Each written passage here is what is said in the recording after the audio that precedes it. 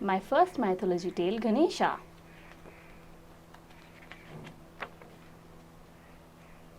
Long ago, God Shiva and his wife Goddess Parvati lived on Mount Kailash.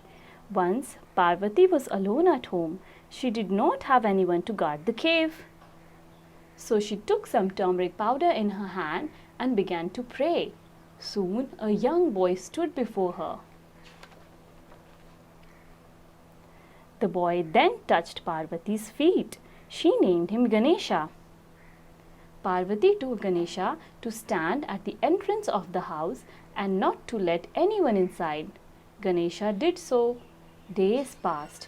Ganesha would spend his time by either sleeping or eating laddus. A few days later, Shiva returned home. Ganesha stopped him at the entrance and said, "You cannot go inside."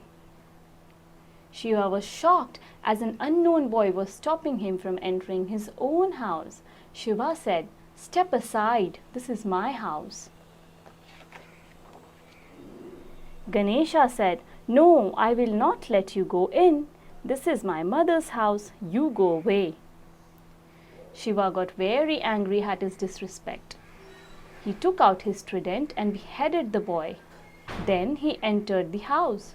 Shiva shouted, "How dare that boy stop me from entering my house?"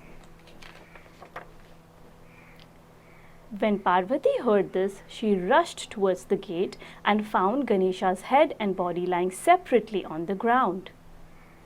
Parvati was extremely angry. She started crying and said, "Mahadeva, how could you do this?" Parvati continued crying.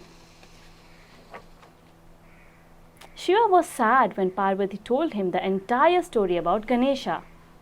So he ordered his helpers to bring the head of an infant whose mother was sleeping with her back to the infant.